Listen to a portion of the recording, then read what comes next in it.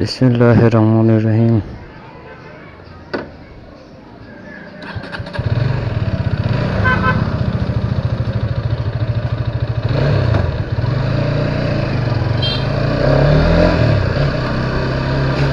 Hello everyone, কেমন আছেন? আশা করি সকলে ভালো আছেন। তো সকাল সকাল বাইক রাইডে বেরিয়েছি, সকাল 9:30টার দিকে বেরিয়েছি, এখন বাজে 11:12। তো ঢাকার ভিতরে আর ভিডিও করি নাই, তো আইছি ঢাকার বাইরে একটু গ্রামের দিকে। তো বাইরে ঘুরতে এসে চিন্তা করতেছি একটু ভিডিও করি, শুধু তো ঘুরলে হইব না, স্মৃতিগুলো রেখেও দিতে হবে। তো তাই ভিডিও করতে শুরু করে দিলাম। বাইরে ঢাকাতে অনেক গরম দেখলাম, আর এইখানেও গরম আছে, বাট বাইক চালালে তো বুঝেনি গরম মতটা লাগে না, আর রোদ ভালোই। তো চলেন রাইডিং এর মজা নেই, ঘুরি গাড়ি। ঢাকা শহর না, সমগ্র বাংলাদেশে একটা জিনিস খুব এখন ফেসবুকে দেখতেছি, অনেক ইউটিউবারও দেখলাম এটা নিয়ে ভিডিও করছে বা বলাবলি করতেছে হচ্ছে সরকার কিছু রাস্তার নীতিমালা, গাড়ি বাইক চালানোর নীতিমালা নাকি চালু করছে। তো এটা নাকি ঢাকা শহরে বা ঢাকার বাইরে মফস্বল শহরগুলোতে নাকি বাইক চালাতে হবে 30-এ, আর এমনি চালাইতে পারবে 60-এ, এতটুকুই শুনলাম। আর হাইওয়েতে মনে হয় 80-তে, তাও 80 না মনে হয় 60-এই। তো আমার কথা হচ্ছে বাংলাদেশ গভর্নমেন্ট কিছুদিন আগেই আপনার এই বছর দেড়েক হবে হয়তোবা, যে ঘোষণা দিছে বাংলাদেশে 350 সিসির বাইক পারমিশন করে দিছে।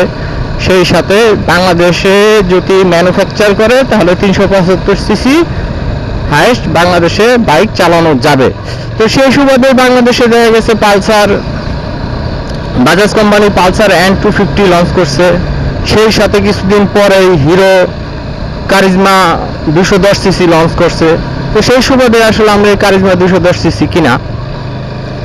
তো এখনো মাত্র হয়েছে 427 কিলো, ব্রেকিং পিরিয়ডও শেষ হয় না। এর ভিতরে গভর্নমেন্ট যে এই যে নীতিমালাগুলা করতেছে যে 30-এ গাড়ি চালাইতে হবে, আসলে 30-এ কি একটা 210 সিসি 250 সিসির বাইক, সেইটা বড় কথা, 150 সিসির বাইক কি 30-এ কি চালানো সম্ভব? এটা গভর্নমেন্টের যারা নীতি নির্ধারক তারা কি বুঝা করছে আমি জানি না। আর কিছু বাইকার আছে যারা উল্টা সিধা খুব জোরে বাইক চালায়া, হ্যাঁ, অ্যাক্সিডেন্ট কইরা মানুষের ক্ষয়ক্ষতি কইরা নিজের ক্ষয়ক্ষতি কইরা বেড়াইতেছে। এর মানে তো এই না যে সব বাইকারই খারাপ, তাই না? তো এই 2-4 জন মানুষের জন্য পুরা বাইকিং কমিউনিটিতে একটা হলস্থল পড়ে গেছে যে 30-এ বাইক চালাতে হবে। তো একটা জিনিস আপনাদের দেখাই, হ্যাঁ, এই যে ফার্স্ট গিয়ারে এই গাড়ি 22-23 থাকে, সেকেন্ড গিয়ারে তো আমি ছোট দেই নাই, হ্যাঁ। তো এইভাবে যদি একটা হায়ার সিসি বাইক বলেন, 150 সিসির বাইক বলেন, 1-2 গিয়ারে চালাইতে হয় ঢাকা শহরে বলেন বা ঢাকার বাইরে বলেন, তাহলে ওইটা কি কখন পৌঁছাবে তার গন্তব্যে এই 30-এ চালায়া? হ্যাঁ, আর বাইকটা কি ভালো থাকবে? হ্যাঁ, নাকি বেশি গিয়ারে রাখো বাইক 30-এ চালানো সম্ভব? আমি জানি না যে বেশি গিয়ারে রাখো বাইক 30-এ চালানো সম্ভব কিনা। তো তারপরেও তো একটা তো বাইকের যে ইঞ্জিনের একটা প্রতিটা গিয়ারের একটা লিমিট আছে। তো এইভাবে যদি অপরিকল্পিতভাবে বুঝা না বুঝা যদি এইভাবে এক একটা নীতিমালা প্রণয়ন করে, তাহলে এইভাবে কেমনে এই বাইক যারা চালাইবো তারা তো আসলে বাইক চালানো ছেড়ে দিতে হবে তাদেরকে, ঠিক না? তো তাদের একটা সাইকেল কিনে নিতে হবে। আমাদের ধারণা আর কি, আমার ধারণা একটা সাইকেল কিনে নিলে সাইকেলও যদি কেউ জুড়ে চালায় তাও মনে হয় 30-এ উপরে যাবে। তো কি আর বলবো আর কি, এখন সত্যিকার অর্থে ঢাকা শহরে বাইক চালাইতে ভয় লাগে, কখন সার্জেন্ট ধইরা বলবে যে এই যে আপনার গতি সীমা বেশি ছিল, হ্যাঁ এই একটা মামলা নিয়ে যান।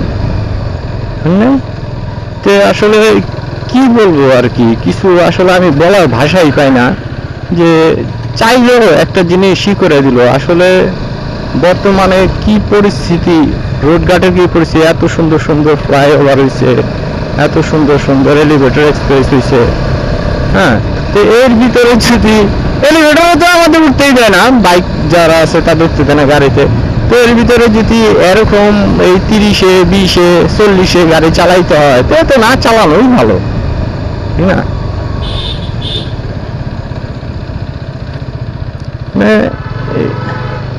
এইসব বিষয়ে বলতে গেলেও বেশি বলতে গেলেও বিপদ, কারণ গভর্নমেন্টের উপরে তার কথা বলা যাবে না, কারণ কখন কে কি করে ফেলবে তো কোনো ঠিক নাই। তবে আমার কাছে খারাপ লাগলো যে আপনার এত হায়ার সিসি বাইকের পারমিশন দিয়া যদি এখন 30-এ 40-এ বাইক চালাইতে হয়, তাহলে হায়ার সিসি পারমিশন দেওয়ার মানেটা কি? তবে তো না দিলেই পারতো, ঠিক না? তো যাই হোক, তো গভর্নমেন্টের ইচ্ছা, আমি জানি না এখন গভর্নমেন্ট এই সিদ্ধান্তেই অটুট থাকবে কিনা। হ্যাঁ, মাওয়াতে দেখা গেছে মানুষ ঘুরতে যায় আর ম্যাক্সিমাম বাইকের আসলে মাওয়া রুটটাই এমন, হ্যাঁ যে এমন একটা রোড, ওইখানে যে কেউ দেখলে আসলে জুড়ে টান দিতে মন চায়। তখন তো আসলে এই কিছু কথা থাকে কি, কিছু বাইকার আছে এর আসলে জুড়ে চালাইতে পারলে মনে হয় আমি রাজা, হ্যাঁ একটা বদ স্বভাব থাকে না যে শুধু জুড়েই চালাবো। তো এইসব মানুষগুলোর কারণেই আসলে গভর্নমেন্ট এইসব ভুল ভ্রান্ত সিদ্ধান্তগুলা নেওয়া ফেলায়, হ্যাঁ। কিন্তু আমার কথা হচ্ছে যারাই এইসব সিদ্ধান্তগুলা দেখে, হ্যাঁ বা সিদ্ধান্তগুলা নেন, বা প্রধানমন্ত্রীর কাছে যেসব বা যোগাযোগ মন্ত্রীর কাছে যে এই যে জিনিসগুলো উপস্থাপন করেন, আপনারা তো রুটঘাটগুলো দেখবেন, আপনারা এত সুন্দর রুট করছেন, হ্যাঁ তো সেই রুটে যদি 20-এ 30-এ বাইক গাড়ি চালাইতে হয় তাহলে এত সুন্দর রুট না করাই তো দরকার ছিল, তাই না? এত সুন্দর রুট করার কোনো প্রয়োজনই ছিল না, তাই না? গ্রামের মতো জায়গায় দেখেন আপনারা, বাংলাদেশ গভর্নমেন্ট কত সুন্দর স্মুথ রাস্তা করে দিছে, হ্যাঁ। তো এই সব জায়গায় যদি দ্রুত যাওয়া না যায়, হ্যাঁ অবশ্যই সেফটি নিয়া,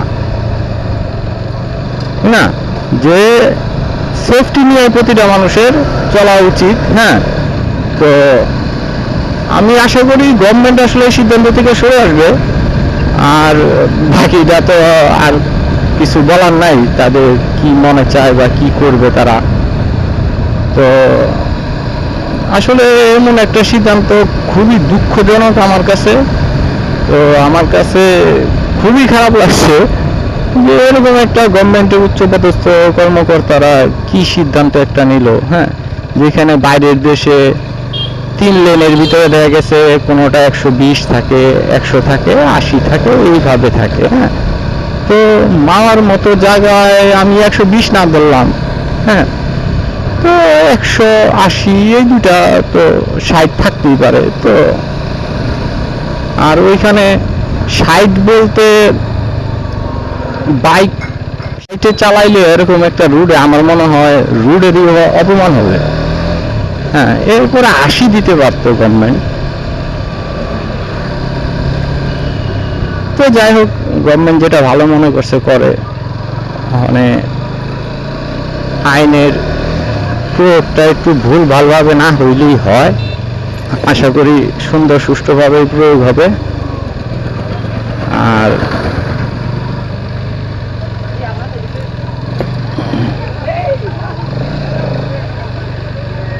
স্কুলের সামনে যে যার মতো যান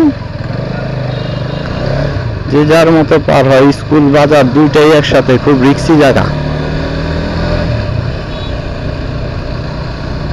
তো আসলে এই প্রজ্ঞাপনের বিষয়ে আর কিছু বলার নাই। তো যাই হোক, এইভাবে আমাদের দেশের আইন কানুন মাইনা চলতে হবে, আইনের প্রতি শ্রদ্ধা রেখে চলতে হবে। তো দেখা যাক কি হয়। আজকে এই পর্যন্ত, আল্লাহ হাফেজ।